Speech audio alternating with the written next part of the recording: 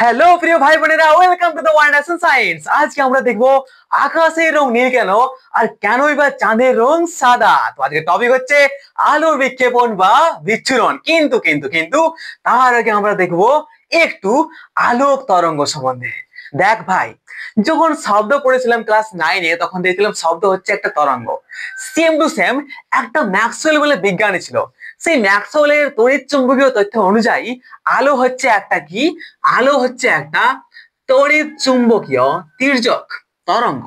তড়িৎ চুম্বকীয় তির্যক তরঙ্গ, এইটা কিন্তু কোশ্চেনে আসে। ঠিক আছে, শর্ট কোশ্চেন এটা আসবে যে আলো অ্যাকচুয়ালি কি তরঙ্গ। আলো হচ্ছে তড়িৎ চুম্বকীয় তির্যক তরঙ্গ। ঠিক আছে, আবার এই তির্যক তরঙ্গটা কি, এই তড়িৎ চুম্বকীয় তির্যক তথ্য অনুযায়ী, অর্থাৎ এই তড়িৎ চুম্বকীয় তির্যক তরঙ্গ অনুযায়ী এটা হচ্ছে এমন এক প্রকার তরঙ্গ। ঠিক আছে, কি তরঙ্গ?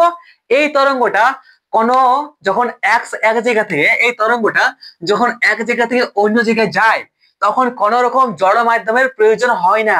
যেমন আমরা শব্দ তরঙ্গ পড়েছিলাম, তখন দেখেছিলাম কি শব্দ কঠিনের মধ্য দিয়ে বেশি স্পিডে যায়, জলের মধ্য দিয়ে তার থেকে কম দিয়ে যায়, আর বায়ুর মাধ্যমে প্রবাহিত হয়। বাট যেখানে কোনো কিছু মাধ্যম নাই, মানে কোনো কিছু জড় মাধ্যম নাই, মানে বায়ুও নাই, বায়ু হচ্ছে একটা জড় মাধ্যম, যদি বায়ু থাকে নাই তাহলে সেই জায়গায় কি শব্দ এক জায়গা থেকে অন্য জায়গায় প্রবাহিত হয়? এক জায়গা থেকে অন্য জায়গায় যায় শব্দ? না, শব্দ তরঙ্গ কিন্তু এক জায়গা থেকে অন্য জায়গায় যায় নাই। সেটার আমরা প্র্যাকটিক্যাল এক্সাম্পল দেখেছিলাম। কি দেখেছিলাম? হ্যাঁ দাদা, চাঁদ আছে না, চাঁদে তো বায়ু নাই। হ্যাঁ, চাঁদে তো বায়ু নাই, তাহলে চাঁদে যখন বিজ্ঞানীগুলা কথা বলে ওই জন্যই হয়তো শব্দটা ওরা নিজেরা শুনতে পায় নাই, ওই জন্য কি করে একটা অ্যাডভান্স ইলেকট্রনিক্স ডিভাইস ইউজ করে। ঠিক আছে, মানে বুঝতে পারছিস তো, যেখানে বায়ু নাই, যেখানে কোন রকম জড় মাধ্যম নাই, সেখান দিয়ে শব্দ তরঙ্গ প্রবাহিত হয় নাই। তার জন্য যদি মহাকাশে কেউ বলে, কথা বলে, এইরকম শোনা হবে, বুঝতে পারছিস তো, মানে খালি মুখটা লড়াবে কিন্তু কোন রকম শব্দ এইখান থেকে উয়ার কানে পৌঁছাবে নাই। বাট কি শব্দ, ওটা ছিল একটা তরঙ্গ, বাট এটা হচ্ছে কি আমাদের পুরো তড়িৎ চুম্বকীয় তির্যক তরঙ্গ। এই যে এটা হচ্ছে আমাদের আলোক তরঙ্গ। আলোক তরঙ্গ কি? আলোক তরঙ্গ হচ্ছে, এইখানেই সবকিছু তোরা শিখে যাবিস। আলোক তরঙ্গ হচ্ছে কি? তড়িৎ চুম্বকীয় তরঙ্গ তথ্য। এই তরঙ্গ তথ্য অনুযায়ী লাইটের এই যে আলো আছে তার এক জায়গা থেকে অন্য জায়গায় যাওয়ার জন্য কোন রকম জড় মাধ্যমের প্রয়োজন হয় নাই। মানে মহাকাশে যদি আমরা লাইট পাঠাই তো মহাকাশও লাইট চলে যাবে, বুঝতে পারছিস তো? কেন কি? কারণ ওর কোনো জড় মাধ্যমের প্রয়োজনই নাই। ওইটা হচ্ছে একটা তড়িৎ চুম্বকীয় তির্যক তরঙ্গ, কি আলোক তরঙ্গ। ওকে, বুঝতে পারছিস তো? তাহলে কি যদি আমরা মহাকাশে লাইট মারি তাও কিন্তু আমাদের মহাকাশও দেখা যাবে লাইটটা, কারণ মহাকাশ দিয়েও লাইটটা পার হতে যাবে। বুঝতে পারছিস তরঙ্গদেরও কি জিনিস? দেখ, তরঙ্গর একচুয়ালি আমরা রূপ কি জানি? তরঙ্গ হচ্ছে দাদা, এইটা হচ্ছে তরঙ্গ, ঠিক কিনা? হ্যাঁ একদম, এইটাই হচ্ছে তরঙ্গ। মানে এই যে লাইটটা আছে, এই আলোটা এই তরঙ্গ ভাবে এইভাবে ভাবে আমাদের কাছে পৌঁছায়, মহাকাশে যায়, সূর্য থেকে আমাদের কাছে আসছে কিভাবে? এইভাবে আসছে এই তরঙ্গ অনুযায়ী। ঠিক আছে, এটা হচ্ছে তির্যক তরঙ্গ। ঠিক আছে, তাহলে এখান থেকে বুঝতে কোনো রকম অসুবিধা আছে না দাদা? না। এবার এই আলোক তরঙ্গের কম্পাঙ্ক কোনটা সেটা দেখ। কি জিনিস আছে? কম্পাঙ্ক। প্রথম হচ্ছে আমাদের কম্পাঙ্ক সম্বন্ধে জানবো। দেখ ভাই, কম্পাঙ্ক কি বলছে? কম্পাঙ্ক বলছে যে এক সেকেন্ডে কোনো মাধ্যমের মধ্যে যতগুলি পূর্ণ তরঙ্গের সৃষ্টি হয়। বুঝতে পারছিস? দেখ ভাই, এটা হচ্ছে আমাদের, এটা হচ্ছে আমাদের তরঙ্গ। ঠিক আছে, এটা হচ্ছে আমাদের তরঙ্গ। তরঙ্গ তো, তো পূর্ণ তরঙ্গ কি বলছে? এই যে কম্পাঙ্ক বলছে এক এক সেকেন্ডে, কি বলছে? কত সেকেন্ডে বলছে রে? এক সেকেন্ডে যতগুলা পূর্ণ তরঙ্গের সৃষ্টি হয় সেইটাকে বলা হয় কি? সেইটাকে বলা হয় কম্পাঙ্ক। ওকে, তো দেখ এইটা হচ্ছে এই একটা, আর এই হচ্ছে এটা হচ্ছে একটা হইলো, আর দুটা, এই দুটা, তাহলে এইটা এইটা আর এই দুটা, এইটা হচ্ছে একটা পূর্ণ তরঙ্গ। কেন বলতো? এই দুটা হচ্ছে একটা পূর্ণ তরঙ্গ। বেশি ডিটেলস আমি বলছি নাই, যতটা প্রয়োজন অতটাই জান। ওকে, এটা হচ্ছে কি? এটা হচ্ছে আমাদের একটা পূর্ণ তরঙ্গ, এটা হলো একটা পূর্ণ তরঙ্গ। ঠিক আছে, তাহলে যদি একটা লাইট একটা তরঙ্গ যায় তাহলে এক সেকেন্ডে যতগুলো পূর্ণ তরঙ্গ সৃষ্টি হচ্ছে, এখন কত সৃষ্টি হয়েছে? এখানে হয়েছে এই হচ্ছে একটা তরঙ্গ, দুটা তরঙ্গ। তাহলে কম্পাঙ্ক কত রে? তাহলে কম্পাঙ্ক এখানে হচ্ছে 2। মানে কি এক সেকেন্ডে, এক সেকেন্ডে একটা দুটা, এই দুটা পূর্ণ তরঙ্গের সৃষ্টি হয়েছে বলতে পারি। তাহলে এটাই হচ্ছে আমাদের কম্পাঙ্ক। কি বলছে এখানে? এক সেকেন্ডে কোনো আলোক তরঙ্গের যতগুলা পূর্ণ তরঙ্গ। আরে ভাই এই দুটা ঢেউ, এ একটা ঢেউ এ একটা ঢেউ, এই দুটা মিলে একটা হচ্ছে পূর্ণ তরঙ্গ। যতগুলা একটা দুটা 1 সেকেন্ডে দুটা সৃষ্টি হলো তাহলে কম্পাঙ্ক কত? কম্পাঙ্ক হচ্ছে 2। ঠিক আছে, বুঝতে পেরেছিস? তাহলে 1 সেকেন্ডে যতগুলা পূর্ণ তরঙ্গের সৃষ্টি হয় সেইটাকে বলা হয় কি? আলোর কম্পাঙ্ক। ঠিক আছে, আর কম্পাঙ্কের একক কি ভাই? কম্পাঙ্কের একক হচ্ছে আমাদের হার্টজ। এটা জানি আমরা, ঠিক আছে? না তুই বইয়ে দেখে নিস, আমি তো শুধু বোঝাই দিচ্ছি, তাই তোর মাইন্ডে পুরো সেট হয়ে যায়।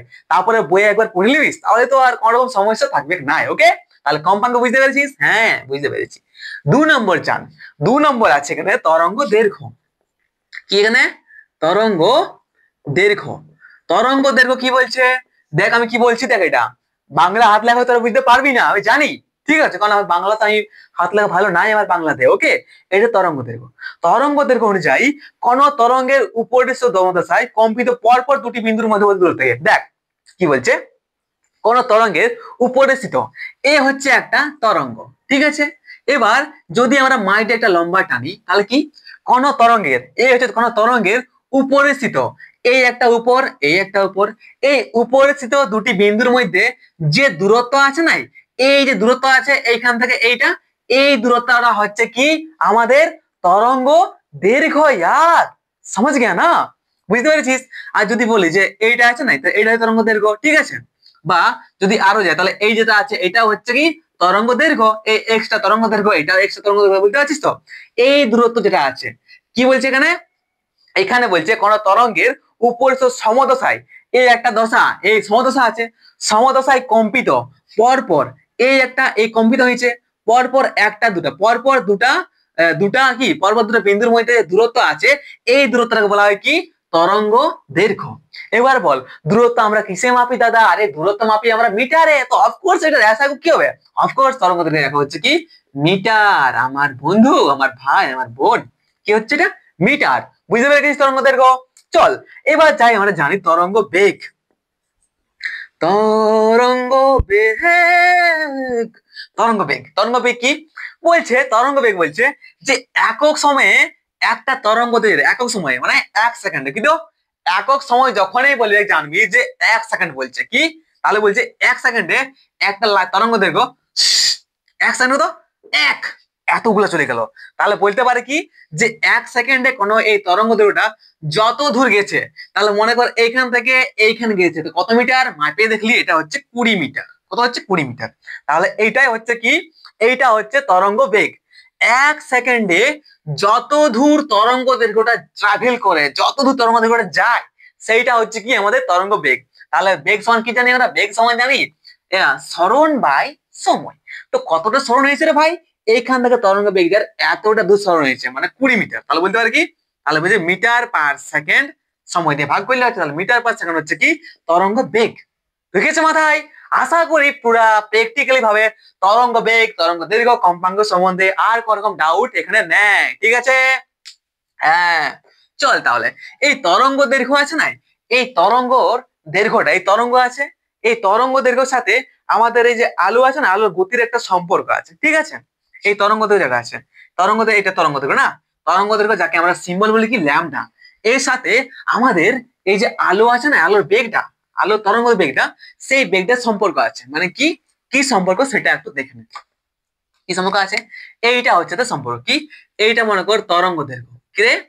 তরঙ্গ দৈর্ঘ্য। ঠিক আছে, এটা মনে কর ল্যামডা, ল্যামডা হচ্ছে তরঙ্গ দৈর্ঘ্য। ওকে, ঠিক আছে। আর এই তরঙ্গ বেগ যেটা আছে, তরঙ্গ বেগ বা বেগ বলতে পারিস, এই যে আলো আছে না, তো আলোর একটা স্পিড আছে না ভাই, মানে আলোর একটা বেগ আছে যে কত স্পিডে আলোটা যায়। তো এই আলোর বেগটা, এই যে বেগ আছে, এদের মধ্যে একটা সম্পর্ক আছে কি আলো তরঙ্গ দৈর্ঘ্য আর আলোর যে, আর সরি আলো তরঙ্গ বেগ বা যাই বল, তরঙ্গ বেগ থাকলে কি হবে ওটা প্রতিসরাঙ্ক। বাদ দে শোন কি বলছি, শোন দেখ ভাই, এইখান থেকে আমরা একটা জিনিস বলতে পারি, কি বলতো, যে কোন মাধ্যমের প্রতিসরাঙ্ক, প্রতিসরাঙ্ক পড়েছিলাম হ্যাঁ, প্রতিসরণের একটা সূত্র ছিল, দ্বিতীয় সূত্র, সেখানে পড়েছিলাম যে sine i by sine r ইজিক্যাল ধ্রুবকটা আসছিল না দাদা, এই ধ্রুবকটাকেই বলা হয় কি, এই ধ্রুবক যা আসছিল সাইন আই বাই সাইন আর, এই ধ্রুবকটা হচ্ছে আমাদের কি প্রতিসরাঙ্ক। ঠিক আছে ভাই, এটা হচ্ছে আমাদের প্রতিসরাঙ্ক। এটা দাদা আমরা পড়েছিলাম, হ্যাঁ পড়েছিলাম তো, পড়েছিলাম এটা। তো এই যেটা আমরা দেখতে পেলাম এখন যে তরঙ্গ বেগ এইসব সম্পর্কে, তো আমরা এখানে প্রতিসরাঙ্ক যদি লিখি না ভাই, প্রতিসরাঙ্ক সমান আমরা এখানে বলতে পারি প্রতিসরাঙ্ক হচ্ছে সমান মানে কি শূন্য স্থানে যেখানে কোন রকম বায়ু জল কিচ্ছু নাই, পুরো শূন্য, সেটা হচ্ছে শূন্য স্থান। শূন্য স্থানে আলোর বেগ বাই শূন্য স্থানে হয়ে গেল, শূন্য স্থানে আলোর বেগ বাই কি, বাই হচ্ছে এখন যে মাধ্যমে আলোটা আছে, এখন মনে করো এটা হচ্ছে বায়ু মাধ্যম আছে, তাহলে যদি এখানে বায়ু, এখানে মাধ্যমটা আছে, এটা কি বায়ু একটা মাধ্যম, আরে ভাই বায়ু মাধ্যম, জল একটা মাধ্যম, কাঁচ একটা মাধ্যম, সব মাধ্যম। তো তাহলে যে মাধ্যমটা বায়ু লাইটটা আছে সেটা, তাহলে কি মাধ্যমের মাধ্যমের মাধ্যমে আলোর বেগ, ঠিক আছে, বুঝতে পেরেছিস? মানে শূন্য স্থানে যতটা আলোর বেগ, ঠিক আছে, শূন্য স্থানে আলোর বেগ আর এই যে মাধ্যমটা এখন আছে, যে মাধ্যমে আলো আছে, সেই মাধ্যমে আলোর বেগের অনুপাতটা হচ্ছে প্রতিসরাঙ্কের সমান। মাথায় ঢুকলো কিছু? এটা হচ্ছে প্রতিসরাঙ্কের সমান। এইটা কিন্তু কোয়েশ্চেন অনেক সময় আসে, ঠিক আছে। সুতরাং বিভিন্ন মাধ্যমে বিভিন্ন বর্ণের আলোর গতিবেগ বিভিন্ন হয়, বুঝতে পারছিস তো? তাহলে কি বলতে পারি, এই যে মাধ্যমটা আছে, এই যে মাধ্যমগুলো আছে না, এখান থেকে বলতে পারি যে বিভিন্ন মাধ্যমে বিভিন্ন বর্ণের আলোর বিভিন্ন বেগে গমন করে, বুঝেছিস তো? মনে করতে এই যে বিভিন্ন মাধ্যম, এই একটা মাধ্যম জল মাধ্যম, এই একটা বায়ু মাধ্যম, এই একটা কাঁচ মাধ্যম আছে, যতগুলো মাধ্যম, এই মাধ্যমে যদি মনে করো একটা নীল কালার গেল, নীল রং গেল, তো নীল রংটা গেল 2 মিটার/সেকেন্ডে, ঠিক আছে। বাট যখনই এই এই এইটা দিয়ে এই বায়ু মাধ্যম দিয়ে যখনই আবার লাল রং যাবে, সেই লাল রংটা যদি যায়, তো ওই লাল কালারটার কত বেগ হবে রে? লাল কালার মানে বিভিন্ন বর্ণ, তো এর বেগটা অন্য হবে 5 মিটার/সেকেন্ড, বুঝতে পেরেছিস? সেই রকম এবার যদি এই নীল আলোটা এবার অন্য একটা মাধ্যমে যায়, এই জল মাধ্যমে যায়, তাহলে কি এর বেগটা হবে বিভিন্ন হবে, এটা তখন 3 মিটার/সেকেন্ড হতে পারে, ঠিক আছে। সেই রকম আবার যদি এই লাল বর্ণটা এর মধ্যে যায়, তাহলে এর বেগটা বিভিন্ন হবে, বিভিন্ন মাধ্যমে বিভিন্ন বর্ণের আলোর বিভিন্ন বেগ হয়, এটা এখানে বলতে চাইছে, বুঝতে পারছিস? আরেকটা জিনিস ধ্যান দিয়ে শোন, জানিস তো সব থেকে বেশি কার বেগ বলতো? এই যে রংগুলো আছে, আমরা কি জানি রং আছে 7টা, লাল, নীল, ব্লু, অতি বেগুনি, আর ভুলে গেছি তার কিছু, লাল নীল যা কিছু রং আছে না, তো মাথায় এটা রাখবি, এটা বেশি ইম্পর্টেন্ট নাই, কিন্তু যেটা আমি বলছি সেটা কিন্তু অনেক ইম্পর্টেন্ট, ওকে? মাথায় রাখবি যে লাল বর্ণের গতিবেগটা সব থেকে বেশি, কি বলতো? যদি কোনো একটা জায়গা দিয়ে লাল রং যায়, একটা মনে কর কোনো মাধ্যম আছে, ঠিক আছে, তো সেই মাধ্যম মধ্য দিয়ে যদি লাল রংটা পার হই না, লাল রঙের গতিবেগ কি, লাল রঙের গতিবেগটা হচ্ছে বেশি, কি রে? লাল রঙের গতিবেগ হচ্ছে বেশি, আর এই যে ব্লু রংটা আছে, সেই ব্লু বা নীল বলছি বা বেগুনি বলছি, সেইটা রংটা কিন্তু গতিবেগটা হচ্ছে অনেক কম, ঠিক আছে। বুঝলি? যতগুলা আছে, যতগুলা রং আছে, যতগুলা রং আমরা দেখতে পাই, সব রংগুলার মধ্যে যদি একটা, আমরা কি জানি এখন তো বুঝতে পারলে কি, যে বিভিন্ন বর্ণের বিভিন্ন বিভিন্ন বেগ আছে, তো জানবি যে এতগুলা রং আছে, লাল, নীল, ব্লু, সাদা, কালো, কালো তো রং লই, ঠিক আছে, লাল, নীল, ব্লু, সাদা যা কিছু রং আছে, সবার মধ্যে কি বলতো, এই যে লাল রংটার গতিবেগটা, লাল রঙের যে গতিবেগটা আছে, কি সব থেকে বেশি, কি সব থেকে বেশি, মানে কি এই লাল রঙের যে তরঙ্গ দৈর্ঘ্য আছে সেটা সব থেকে বেশি, কি বেগ বল বা তরঙ্গ দৈর্ঘ্য বল, বেগ বল বা তরঙ্গ দৈর্ঘ্য দুটাই কিন্তু লাল রঙের সব থেকে বেশি, অনেক বেশি তরঙ্গ দৈর্ঘ্য, বেগটা অনেক বেশি তরঙ্গ দৈর্ঘ্য, ঠিক আছে। আর যে ব্লু রংটা আছে, এই যে বেগুনি রং যেটা বলিস, ঠিক আছে, ব্লু রংটা, তো নীল বর্ণের যে আলোক তরঙ্গ বলতে পারিস, বা আলোক তরঙ্গ বা বেগটা কিন্তু যত রঙের মধ্যে সবার থেকে কম, বুঝতে পারছিস? তাহলে এখানে লাল বর্ণের তরঙ্গ দৈর্ঘ্য বা লাল বর্ণের গতিবেগটা অনেক বেশি, আর সব থেকে কম হচ্ছে কি ব্লু রঙের, ব্লু বা নীল রঙের, ঠিক আছে। মাথা ঢুকলো? কি বলতে চাইলি আমি? আশা করি ঢুকেছে, ওকে। নীল বল বা বেগুনি বলতে পারি, সেটাকে বেগুনি অ্যাকচুয়ালি বলা যায়, তো যদি অপশন থাকে যে না নীল ব্লু, তাহলে বলবি কি বেগুনি বলবি, ওকে। তাহলে এটা হচ্ছে বেগুনি। যত রং আছে 7টা রঙের মধ্যে সব থেকে কম গতিবেগ বা আলোক তরঙ্গ দৈর্ঘ্য সব থেকে কার কম আছে? সব থেকে কম হচ্ছে কি এই বেগুনি রঙের, কি হচ্ছে এই বেগুনি রঙের। আর আলোক তরঙ্গ দৈর্ঘ্য সব থেকে বেশি কার হচ্ছে? সব থেকে বেশি হচ্ছে আমাদের কি এই লাল রঙের, ঠিক আছে। আশা করি মাথায় তোদের সেট হয়েছে এটা, ঠিক আছে তো ভাই? চল তাহলে এবার এবার একটা জিনিস নোটিস কর, যদি যেটা আছে নাই বিক্ষেপণ, প্রতিসরাঙ্ক মানে কি, প্রতিসরাঙ্ক যেটা আছে সেটা সঙ্গে কি সম্পর্ক আছে সেটা দেখ। প্রতিসরাঙ্কের সঙ্গে এই যে তরঙ্গ দৈর্ঘ্য আছে না, এটা সম্পর্ক আছে, এ হচ্ছে আমাদের প্রতিসরাঙ্ক, এর আছে কি এর মধ্যে সম্পর্ক যেটা আছে প্রতিসরাঙ্ক, এটা কি রে, মিউটা হচ্ছে প্রতিসরাঙ্ক, এটা হচ্ছে আমাদের প্রতিসরাঙ্ক, ঠিক আছে, প্রতিসরাঙ্ক সমান a plus b by lambda. আর ল্যামডা হচ্ছে কি, ল্যামডা হচ্ছে আমাদের তরঙ্গ দৈর্ঘ্য। আমি কি বলছি শোন, ঠিক আছে, এটা হচ্ছে মিউটা হচ্ছে কি, মিউটা হচ্ছে কি, মিউটা হচ্ছে আমাদের প্রতিসরাঙ্ক, আর এই ল্যামডা হচ্ছে আমাদের কি, ল্যামডা হচ্ছে আমাদের আলোক তরঙ্গ। তো এখানে দেখতে পাচ্ছি যদি প্রতিসরাঙ্ক আর এই ল্যামডার সাথে কি সম্পর্ক রয়েছে রে, এই এ আর বি হচ্ছে কি ধ্রুবক, মানে এগুলা হাঁটাইন দাও, ঠিক আছে। তাহলে এদের মধ্যে যে সম্পর্ক আছে সেটা হচ্ছে কি 1/ল্যামডা। মানে যদি কোনো একটা বস্তুর, ল্যামডা মানে কি তরঙ্গ দৈর্ঘ্য, যদি একটা বস্তুর এই তরঙ্গ দৈর্ঘ্য বাড়ে তাহলে আমাদের এই কি প্রতিসরাঙ্ক যেটা আছে মিউটা, সেটা কমবে কি নাই, অফকোর্স কমবে, ঠিক আছে। মানে কি লাইটটা ছড়াবে কম, যার যত বেশি তরঙ্গ দৈর্ঘ্যটা সেই লাইটটা তত কম ছড়াবে, তত কম বিক্ষেপণ হবে, তত কম ছড়াবে, বুঝতে পারছিস তো। আর আমরা একটা জিনিস দেখতে পেলাম, মানে বললাম কি বললি রে, যে লাল রংটা যেটা আছে, তো লাল রঙের তরঙ্গ দৈর্ঘ্য সব থেকে বেশি, মানে ওই লাল রংটা কিন্তু অনেক কম ছড়াবে। আর যেটা তরঙ্গ দৈর্ঘ্য সব থেকে কম, মানে বেগুনি রঙের তরঙ্গ দৈর্ঘ্য সব থেকে কম, সেই রংটা কিন্তু অনেক বেশি ছড়াবে। তার জন্য তো আকাশের রংটা আমরা বেশি নীল দেখতে পাই, ঠিক আছে। আরে দেখবো, রিল্যাক্স কর, have a relax, you don't for mind it, just wait করতে পারো, ওকে।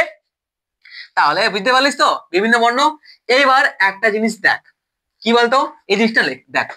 এবার আমরা জানি যে আমাদের কয়টা রশ্মি আছে বলতো, দাদা দাদা দাদা দাদা, আমাদের রশ্মি আছে তিনটা। কি কি রে, আমাদের প্রথম রশ্মি আছে কি অতি বেগুনি, অতি বেগুনি, অতি বেগুনি রশ্মি কি আছে ভাই, অতি বেগুনি রশ্মি আছে। আরেকটা আছে আমাদের কি 2 নম্বর হচ্ছে আমাদের এক্স রশ্মি বা এক্স রে যেটা বলে। হসপিটাল গেলে তো অবশ্যই তোরা হাড্ডি মাড্ডি যা কিছু চেক করার জন্য কি করিস, এক্স রে করিস, ঠিক আছে। আরেকটা আছে কি 3 নম্বর আমাদের কি গামা রশ্মি। আরে গামা ওয়াই নাই, গামা কে রে, গামা রশ্মি রে, মালুম হয় না এসব। এটা সবাই জানিস যে আমাদের যে আলোক রশ্মি আছে, সেই আলোক রশ্মি হচ্ছে তিনটা, একটা হচ্ছে অতিবেগুনি রশ্মি, একটা হচ্ছে এক্স রশ্মি, আর একটা হচ্ছে গামা রশ্মি। এই রশ্মি গুলাই তো সূর্য থেকে আসছে না ভাই, ঠিক আছে। অনেক কিছু আমরা পড়েছি এর সম্বন্ধে, এইবার একটু ডিটেলসে পড়। তো এইবার আমরা জানবো যে এই যে অতি বেগুনি রশ্মিটা ছোট থেকে পড়ে আসছি, অতি বেগুনি রশ্মিটা অনেকদিন থেকে পড়ে আসছি। তো অতি বেগুনি রশ্মিটার একচুয়ালি ব্যবহার কোথায় হয় দাদা, একচুয়ালি অতি বেগুনি রশ্মিটা আমাদের কোথায় কাজে লাগে, আর এর ক্ষতিকারক প্রভাবটা কি বটে।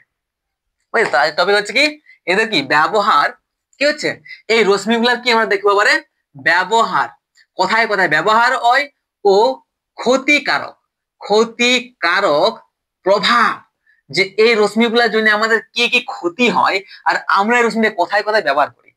তো প্রথম আমরা দেখবো যে অতি বেগুনি রশ্মিটা আমরা কোথায় কোথায় ব্যবহার করি। তো অতি বেগুনি রশ্মির ব্যবহার দেখ, ব্যবহার করায় কোথায় কোথায় বলছে, আণবিক গঠন সংক্রান্ত কাজে অতি বেগুনি রশ্মি শোষণ প্রণালী তৈরি হয়। তো দেখে নেবে এটা যে আণবিক গঠন সংক্রান্ত কি হচ্ছে কাজে, যে আণবিক যেগুলো আছে, তো আণবিক গঠন সংক্রান্ত কাজে কি করে এই অতি বেগুনি রশ্মিটা কিন্তু শোষণ করে কি বলতো, যে বর্ণালী ব্যবহৃত হয়, মানে কিছু কাজ লাগে, ঠিক আছে।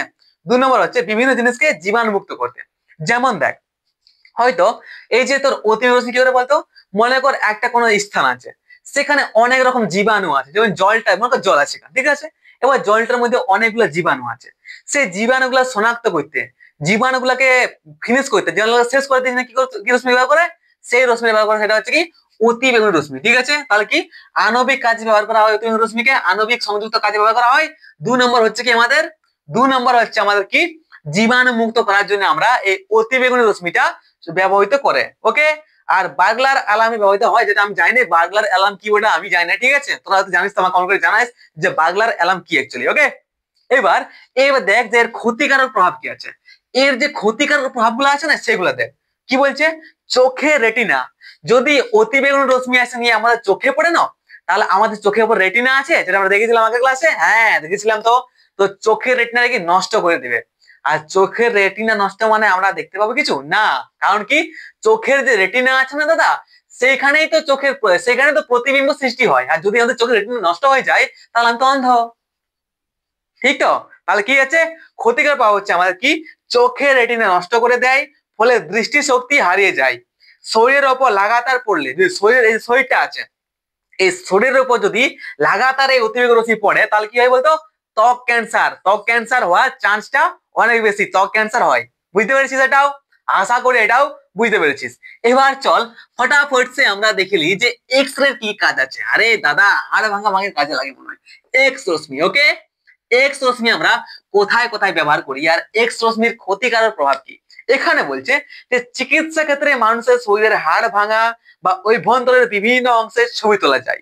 ওকে, যখন আমরা যাই, যখন আমরা ডাক্তারে যাই, তখন বলে যে ফটো করেছিস, এক্স রে করেছিস। এক্স রে কেন বলে? এক্স রে করা মানে হচ্ছে কি আমাদের ভিতরে অভ্যন্তরে যা কিছু জিনিস সবগুলা ছবি পাওয়া যায়, বুঝতে তো? যদি আমাদের হাত ভাঙে এক্স রে কর, ওইটা বলছে কি? তাহলে চিকিৎসা ক্ষেত্রে মানে হসপিটালে চিকিৎসা ক্ষেত্রে কি বিভিন্ন হাড় ভাঙা বা মানুষের শরীরের বিভিন্ন অংশের কি ফটো তোলার জন্য, ভিতরে যে ফটোগুলো আছে সেই ফটোগুলো তোলার জন্য কি করে বলতো? সেই ফটো তোলার জন্য আমাদের এক্স রশ্মি ব্যবহৃত হয়। 2 নম্বর যদি বলি এর ব্যবহার, তাহলে 2 নম্বর বলতে পারে কি রেডিও থেরাপিতে ব্যবহৃত হয়। রেডিও থেরাপি একটা যন্ত্র আছে, সেই রেডিও থেরাপিতে ব্যবহৃত হয়। রেডিও থেরাপিতে ব্যবহৃত হয় আমাদের কি এক্স রশ্মি। আশা করি তোরা এটা বইয়ে দেখে নিবি, আমি শুধু তোকে বোঝাবার চেষ্টা করছি যাতে মাথায় ঢুকে, ঠিক আছে? লিখতে পারছি না, লিখছিও না আমি। ওকে, তাহলে কি বলতে পারি রেডিও থেরাপিতে আমাদের এটার ব্যবহৃত হয়। ওকে, ঠিক আছে। 3 নম্বর হচ্ছে কি ক্লাসের গঠন নিরূপণে সাহায্য করে। ক্লাসের গঠন নিরূপণে সাহায্য করে।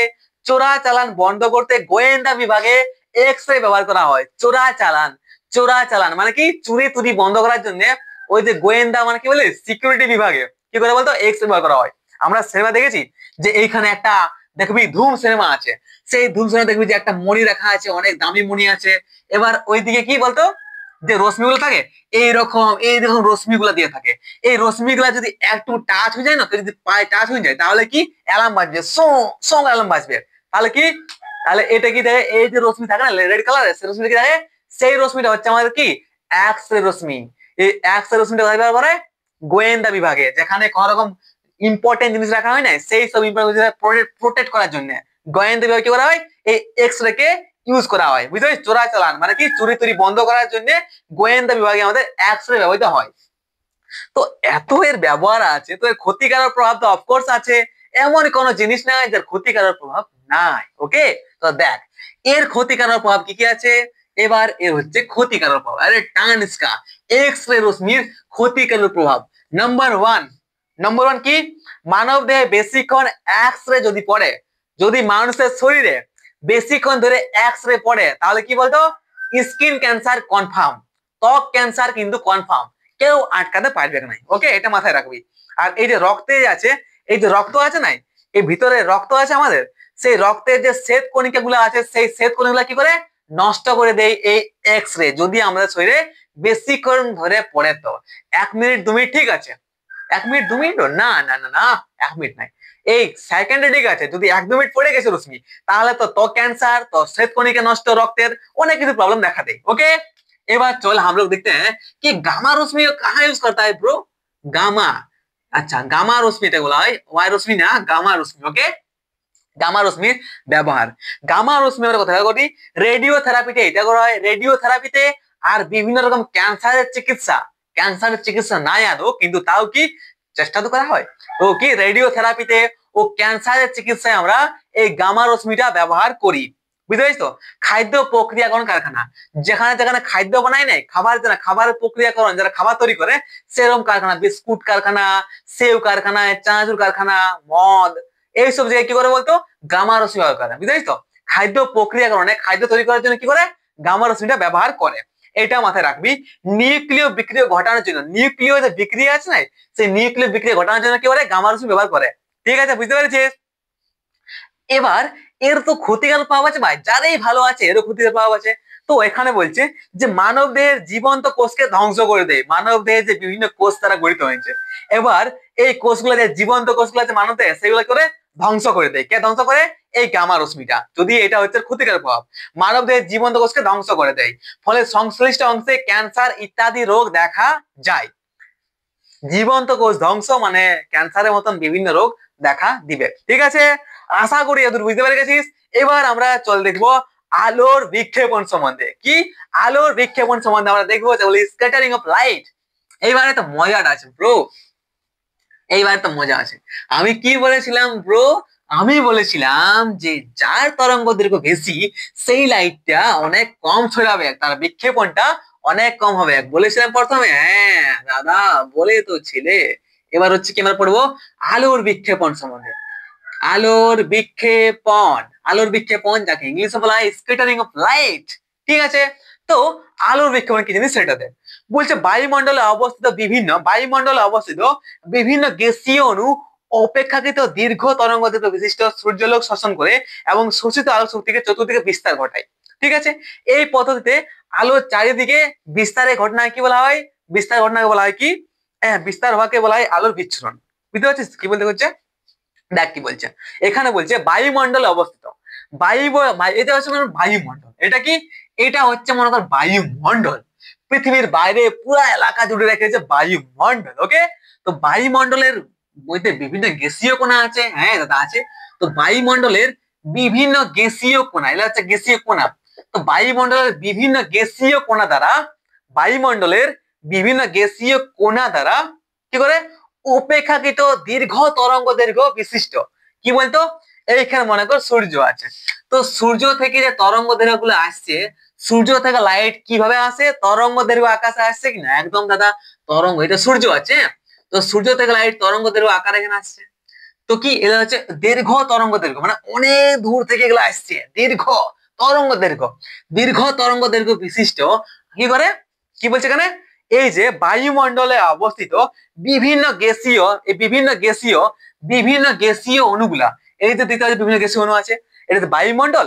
আর বায়ুমণ্ডলে বিভিন্ন গ্যাসীয় অণুগুলি বিভিন্ন কি করছে, অণুগুলি অপেক্ষাকৃত দীর্ঘ তরঙ্গ বিশিষ্ট সূর্যের আলোকে শোষণ করে। কি করে? সূর্য থেকে আসা এই তরঙ্গ বিশিষ্ট আলোগুলা কি করে এইগুলাকে শোষণ করলে কি করে বলতো? লাইট আসা এই যে তরঙ্গ দৈর্ঘ্য আকারে আসছে দীর্ঘ তরঙ্গ বিশিষ্ট সূর্যালোককে কি করে এই অণুগুলা শোষণ করে। এবং এই যে অণুগুলা যেগুলা শোষণ করলো আলোক শক্তিটা, এবং এই শোষিত কি করে, এই শোষিত আলোক শক্তিকে চতুর্দিকে এইদিকে চতুর্দিকে কি করে বিস্তার ঘটায়। প্রত্যেকটা গ্যাসীয় অণু বায়ুমণ্ডল থেকে, আবার বলছি দেখ ধ্যান দিয়ে শোন, এই যে আছে কি হচ্ছে, এটা হচ্ছে বায়ুমণ্ডলে অবস্থিত বিভিন্ন গ্যাসীয় কণা, এই সূর্য থেকে আসা দীর্ঘ তরঙ্গ দৈর্ঘ্য বিশিষ্ট আলোক শক্তি, দীর্ঘ তরঙ্গ বিশিষ্ট সূর্যালোককে কি করে বলতো, এই অণুগুলা শোষণ করে নেয়। কি করে? শোষণ করে নেয়। এই শোষিত আলোক শক্তিকে তারপরে কি করে চারিদিকে বিস্তার ঘটায়, এদিকে সবদিকে বিস্তার ঘটায়। এই যে একটা আলোর বা একটা আলোক রশ্মির চারিদিকে বিস্তার হচ্ছে না, এই বিস্তার হওয়ার ঘটনাটা কি বলা হয়? এই ঘটনাটাকে বলা হয় কি? আলোর বিক্ষেপণ। কি বলে বাবা? কি বলে দাদু? কি বলে কাকা? কি বলে ভাই বোন? কি বলে? আলোর বিক্ষেপণ বলে। ঠিক আছে, আলোর বিক্ষেপণ বা বিচ্ছুরণ। আর এইটাকে আরো বলা হয় কি? Scattering of light. আশা করি বুঝতে পেরে গেছিস। ঠিক আছে, তাহলে আলোর বিক্ষেপণ সম্বন্ধে বুঝতে পেরেছিস? হ্যাঁ দাদা বুঝতে তো পেরে গেছে। ওকে, চল তাহলে এইটা এবারে আলোর বিক্ষেপণের জন্য জানিস তো আকাশের রংটা নীল হয়। কি করে? দেখ ভাই, দেখ সূর্য হচ্ছে একটা রশ্মি। এবার সূর্য থেকে সাদা রশ্মি আসে অফকোর্স। হ্যাঁ দাদা, সূর্য থেকে তো সাদা রঙের রশ্মি আসে। মানে এই যে সূর্য আছে না দাদু, আরে দাঁড়াও, এই যে দাদা সূর্য আছে না, এই সূর্য থেকে যে রশ্মিটা আসে না, সেই রশ্মিগুলা কি বলতো সাতটি কালারে আছে। কি কি? একটা হচ্ছে সাতটি কালার, কি বলি আমরা, যাকে আমরা বর্ণালী বলি। ঠিক আছে, তো একবার যখন সাতটি রং আসে, আরে আয় একটি দুটি তিন চারটি, যখন এতগুলা রং আসছে, মনে কর আরেকটা প্যান নিচ্ছি, যখন এতগুলা কালার আসছে সূর্য থেকে, ঠিক আছে, এবার কি হচ্ছে এতগুলা সূর্য থেকে এসছে কালার আসছে। এবার সাতটি রং যখন আসে, তো এবার বল যে কোন রংটা বেশি ছড়াবে? তো আমরা দাদা দেখেছি, কি দেখেছি দাদা? আমরা দেখেছি যে সব থেকে তরঙ্গ দৈর্ঘ্য কম হচ্ছে কার? সব থেকে তরঙ্গ দৈর্ঘ্য হচ্ছে ব্লু রঙের কম। তো এখন যখন সাতটা আলোক রশ্মি এই সূর্য থেকে আসে নিয়ে এই বায়ুমণ্ডলের বিভিন্ন কোণাগুলোয় পড়বে, তো বায়ুমণ্ডলের বিভিন্ন কোণাগুলো তো আলোক রশ্মি গুলা কি করবে? শোষণ করে নিবে। সবাই কি করবে? শোষণ করে নিবে। ঠিক আছে, তো তারপরে এই শোষিত আলো শক্তি চারিদিকে ছড়াই নিবে, আর এইটাই হচ্ছে আলোর বিচ্ছুরণ। তো এবার বল এই রশ্মিগুলোর মধ্যে কার তরঙ্গ দৈর্ঘ্য সব থেকে বেশি? তরঙ্গ দৈর্ঘ্য সব থেকে বেশি হচ্ছে লাল আলো। কি? লাল রঙের তরঙ্গ দৈর্ঘ্য হচ্ছে সব থেকে বেশি, ল্যামডা তরঙ্গ দৈর্ঘ্য সব থেকে বেশি কার হচ্ছে? লাল রঙের। তো লাল আলোটাকে কি করে শোষণ করে নিবে, বাট লাল আলো তো ছড়াবো সবদিকে, লাল আলোটা বেশি ছড়াবে নাই। এবার বল বাকি রঙগুলো ছড়াবে নাই। সব থেকে তরঙ্গ দৈর্ঘ্য কম হচ্ছে কার, এই নীল রঙটার। নীল রঙের তরঙ্গ দৈর্ঘ্য হচ্ছে সব থেকে কম। তাহলে তরঙ্গ দৈর্ঘ্য বল, তাহলে কোনটা বেশি ছড়াবে? আমরা পড়েছিলাম কি লাল রঙের তরঙ্গ দৈর্ঘ্য সব থেকে বেশি, মানে লাল রংটা বেশি ছড়াবে কি নাই, সব থেকে ছড়াবে কোনটা, যার তরঙ্গ দৈর্ঘ্যটা অনেক কম। তো দেখতে পাচ্ছি নীল রংটার তরঙ্গ দৈর্ঘ্য অনেক কম। তো কি করবে বলতো, এই যে কোনাগুলা আছে না গ্যাসীয় অণুগুলা, এই নীল রংটাকে এদিকে ওদিকে সব দিকে দমে ছড়াবে। তার জন্য আমরা দেখতে পাই যে আকাশটার কালার কি, নীল রং দেখতে পাই, মানে বেগুনি রং অ্যাকচুয়ালি। তো বেগুনি আর নীলের মধ্যে বেশি ডিফারেন্স থাকে নাই, মানে সেমই দেখায়। ওকে, বুঝতে পারছিস তো? বেশি একটু অনেকটা কি হচ্ছে, অনেক মানে বেশি এই জন্য দেখায় কি বলতো, এই জন্য নীল রঙের দেখায়। এটা মাথায় রাখিস, এটা ধ্যান দিয়ে শোন। নীল রঙের কারণ দেখায় সেটা বলে দিচ্ছি, কারণ নীল আর বেগুনের মধ্যে বেশি ডিফারেন্স নাই, মানে হালকা বেগুনি হয়ে গেলে এটা নীল হয়ে যায়। ঠিক আছে, সেটাই অনেক হয়।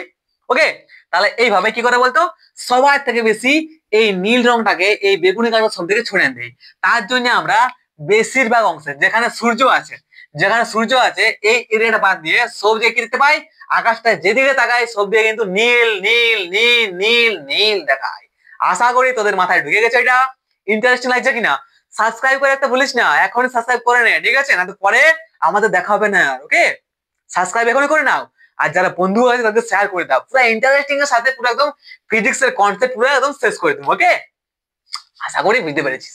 तो ये है हमारा, इसीलिए आकाशे रंग हम लोग क्या देखते हैं, आकाशे रंग আমরা কি দেখি ভাই, আকাশের রং হচ্ছে কি, আকাশের রং আমরা নীল দেখতে পাই। ঠিক আছে, আজ দেখতে নীল দেখতে পাই। আর বুঝতে পেরেছিস?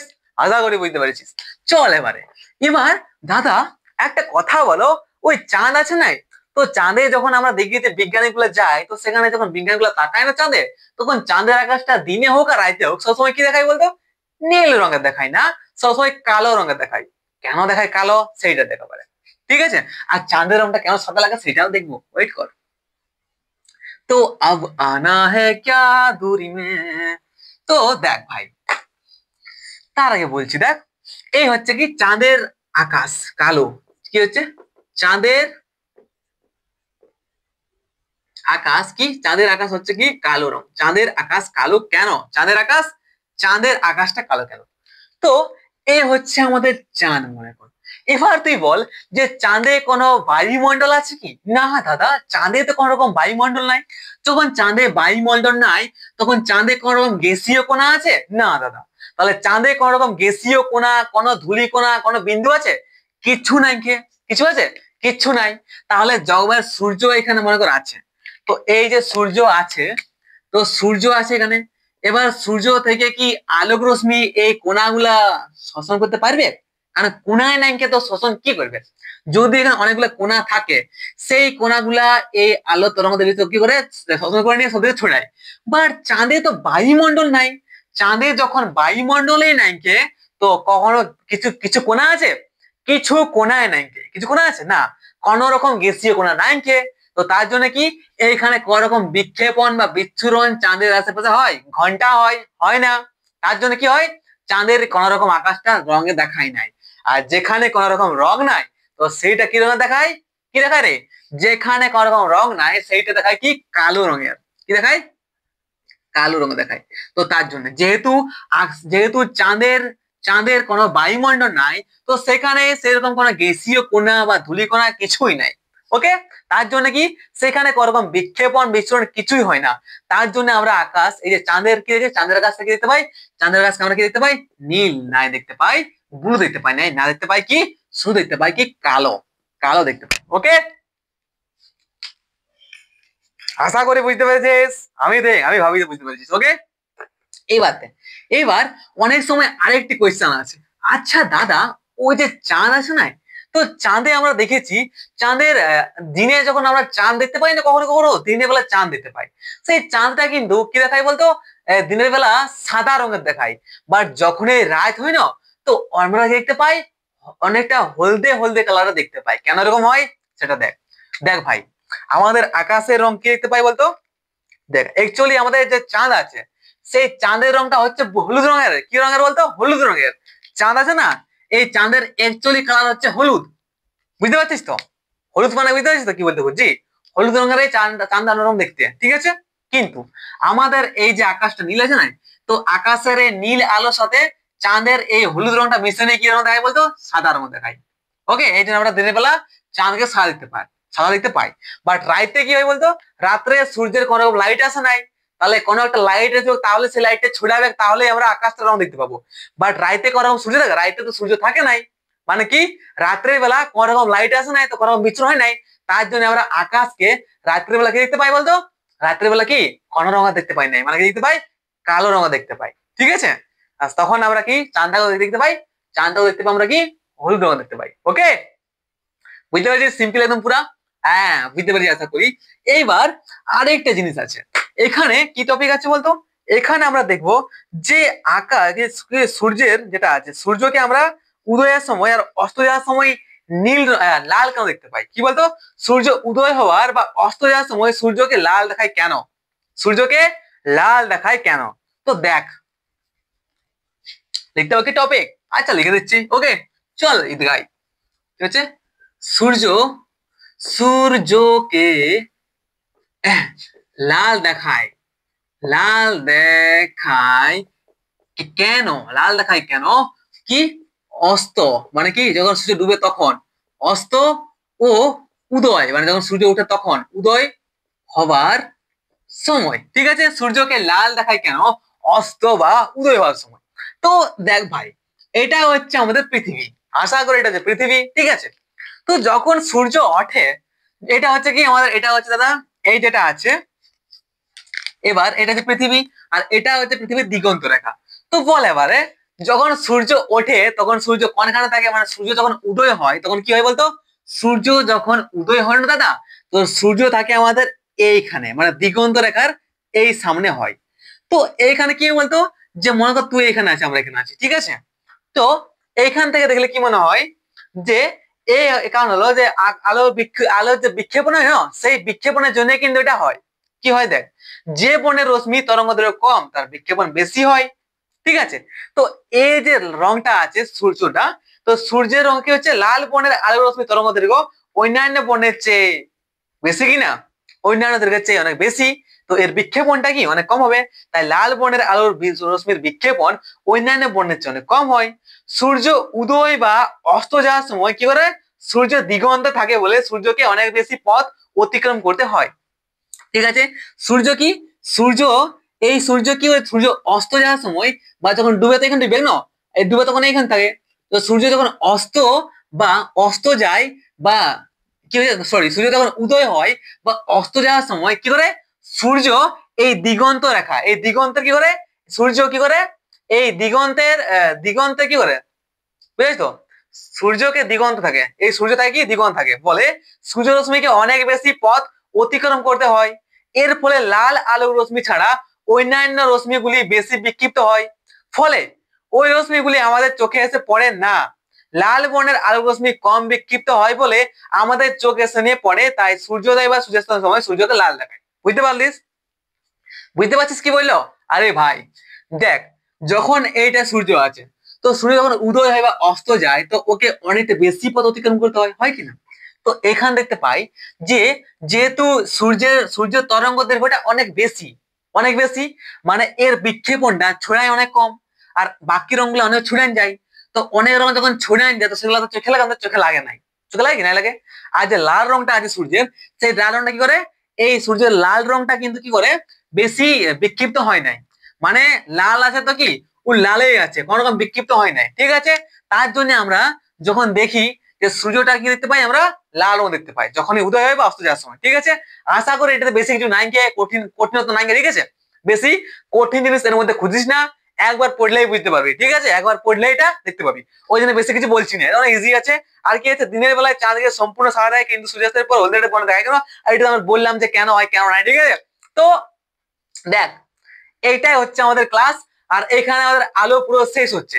এরপর যদি তোর কোনো রকম কোয়েশ্চেন অ্যান্সার বা সাজেশন চাই এই চ্যাপ্টার থেকে, তো প্লিজ আমাকে কমেন্ট করিস, আমি কিন্তু সাজেশন পাক্কা দিব। ওকে, সাজেশন পাক্কা দিব 100%, ওই ক্যাশব্যাক এটাও গ্যারান্টি দিতে পারি, ঠিক আছে? কোয়েশ্চেন দিব কিছুগুলা, যে কোয়েশ্চেন গুলোর মধ্যে কিন্তু তোদের এক্সামে আসবে।